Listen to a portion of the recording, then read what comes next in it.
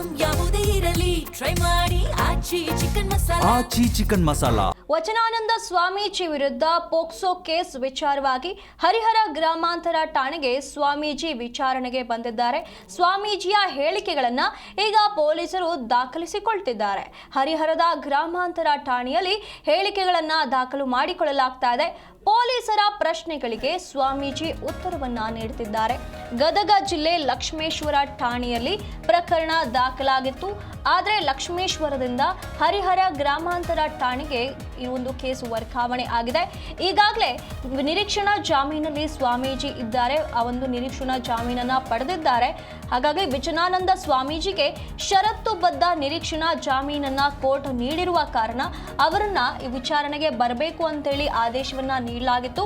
ಹಾಗಾಗಿ ಆದೇಶದ ಮೇರೆಗೆ ಈಗ ಅವರು ವಿಚಾರಣೆಗೆ ಬಂದಿರುವಂತದ್ದು. ಹರಿಹರ ಗ್ರಾಮಾಂತರ ಠಾಣೆಯಲ್ಲಿ ಸ್ವಾಮೀಜಿಯ ವಿಚಾರಣೆ ನಡೀತಾ ಇದೆ. ವಚನಾನಂದ ಸ್ವಾಮೀಜಿಯ ವಿರುದ್ಧ ಪೋಕ್ಸೋ ಕೇಸ್ ದಾಖಲಾಗಿದ್ದ ವಿಚಾರಕ್ಕೆ ಸಂಬಂಧಪಟ್ಟಂತೆ ವಿಚಾರಣೆ ನಡೀತಾ ಇರುವಂತದ್ದು.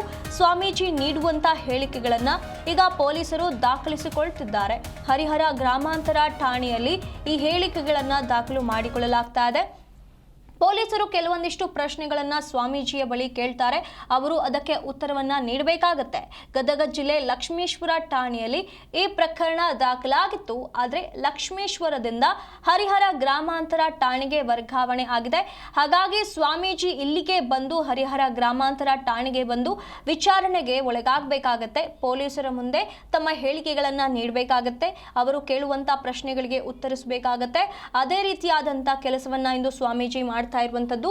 ಕೋರ್ಟ್ ನೀಡಿರುವಂತ ಆದೇಶದ ಮೇಲೆ ಪೊಲೀಸ್ ಠಾಣೆಗೆ ಬಂದು ಹೇಳಿಕೆಗಳನ್ನ ದಾಖಲಿಸಿದ್ದಾರೆ. ಹಾಗೆ ಇವರು ಸದ್ಯ ನಿರೀಕ್ಷಣಾ ಜಾಮೀನಿನಲ್ಲಿ ಇರುವಂತದ್ದು.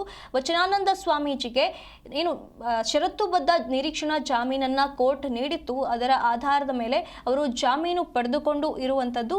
ಹಾಗಾಗಿ ವಿಚಾರಣೆಗೆ ಇಂದು ಬಂದಿದ್ದಾರೆ.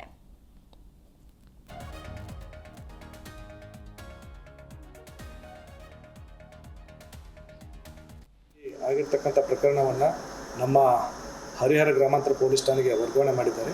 ಅದನ್ನು ಪ್ರಕರಣ ದಾಖಲಿಸಿಕೊಂಡು ನಾವು ಮುಂದಿನ ತನಿಖೆಯನ್ನು ಕೈಗೊಳ್ತಾ ಇದ್ದೆವು. ಈಗ ಇದಕ್ಕೆ ಸಂಬಂಧಪಟ್ಟಂತೆ ಏನು ನೊಂದ ಬಾಲಕ ಈತನ ಹೇಳಿಕೆಯನ್ನು ಪಡೆದುಕೊಳ್ಳೋಕ್ಕೆ ನಾವು ಸೂಕ್ತ ಕ್ರಮವನ್ನು ಕೈಗೊಳ್ತಾ ಇದ್ದೇವೆ. ದೂರಿಗೆ ಸಂಬಂಧಪಟ್ಟಂತೆ ಅದರಲ್ಲದೆ ಅವ್ರಿಗೆ ಈ ಥರ ದೌರ್ಜನ್ಯ ಆಗ್ತಾ ಇತ್ತು ಅಂತ ಬಿಟ್ಟೇಳಿ ಕೊಟ್ಟಿದ್ದಾರೆ. ಸದ್ಯಕ್ಕೆ ಅದರ ಸವಿವರವನ್ನು ಮುಂದಿನ ದಿನ ತಿಳಿಸ್ತಾರೆ.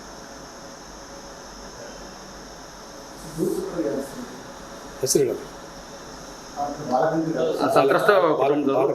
ಸಂತ್ರಸ್ತ ಬಾಲಕನ ತಾಯಿಯವರು ಪ್ರಕರಣ ದಾಖಲಿಸಿದ್ದಾರೆ. ಈ ಹರಮಠದ ವಿಚಾರವಾಗಿ ಭಾಳಷ್ಟು ವಿದ್ಯಮಾನಗಳು ನಡೀತಾ ಇತ್ತು.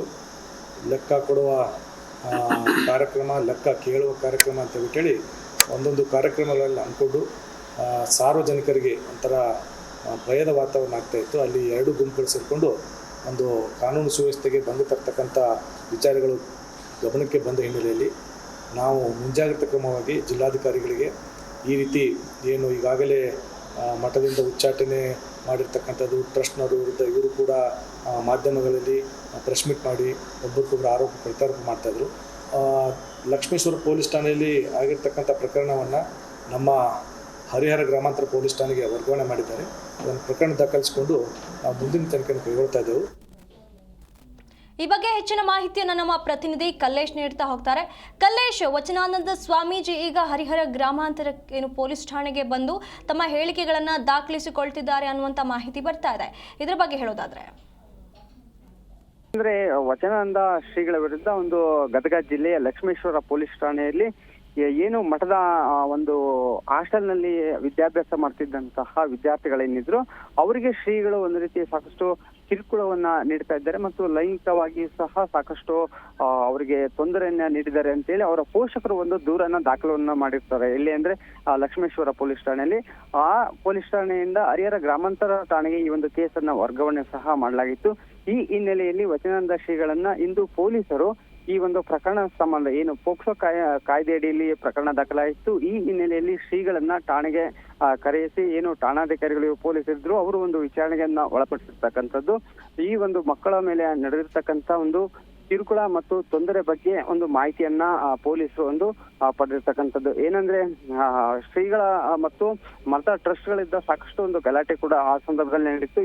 ಈ ಸಂದರ್ಭದಲ್ಲಿ ಒಂದು ಅಲ್ಲಿ ಹಾಸ್ಟೆಲ್ನಲ್ಲಿ ವಿದ್ಯಾಭ್ಯಾಸವನ್ನ ಮಾಡ್ತಿದ್ದಂತಹ ವಿದ್ಯಾರ್ಥಿಗಳಿಗೆ ತೊಂದರೆ ಕೊಡ್ತಾರೆ ಅಂತ ಪೋಷಕರು ಒಂದು ದೂರನ್ನ ದಾಖಲು ಮಾಡಿದ್ರು. ಈ ಹಿನ್ನೆಲೆಯಲ್ಲಿ ಒಂದು ಶ್ರೀಗಳನ್ನ ಏನು ಒಂದು ಕೇಸ್ ದಾಖಲಾಗಿತ್ತು. ಈ ಸಂಬಂಧ ಒಂದು ಸಂಪೂರ್ಣವಾಗಿ ಒಂದು ಮಾಹಿತಿಯನ್ನ ಸಹ ಪೊಲೀಸರು ಕಲೆ ಹಾಕ್ತಿರ್ತಕ್ಕಂಥದ್ದು. ಈಗಾಗಲೇ ಠಾಣೆಗೆ ಆಗಮಿಸಿರ್ತಕ್ಕಂಥ ವಚನಾನಂದ ಶ್ರೀಗಳು ಪೊಲೀಸರು ಕೇಳುವಂತ ಪ್ರಶ್ನೆಗಳಿಗೆ ಒಂದು ಉತ್ತರವನ್ನ ಸಹ ನೀಡ್ತಾ ಇದ್ದಾರೆ. ಮಕ್ಕಳು ಏನು ಕಿರುಕುಳವನ್ನ ನೀಡಿದ್ದಾರೆ ಎಂದು ಆರೋಪದ ಹಿನ್ನೆಲೆಯಲ್ಲಿ ಏನು ಠಾಣೆಯ ಒಂದು ಅಧಿಕಾರಿಗಳು ಈಗಾಗಲೇ ಶ್ರೀಗಳನ್ನ ಒಂದು ವಿಚಾರಣೆಗೆ ಒಳಪಡಿಸಿದ್ರು. ಈ ಸಂಬಂಧ ಸಂಪೂರ್ಣವಾಗಿ ಮಾಹಿತಿಯನ್ನ ಸಹ ಕಲೆ ಹಾಕ್ತಿದ್ದಾರೆ ಅಂತಾನೆ ಹೇಳ್ಬೋದು. ಸುನಂದಿ, ಧನ್ಯವಾದಗಳು ಕಲ್ಲೇಶ್ ನಿಮ್ಮೆಲ್ಲ ಮಾಹಿತಿಗಾಗಿ.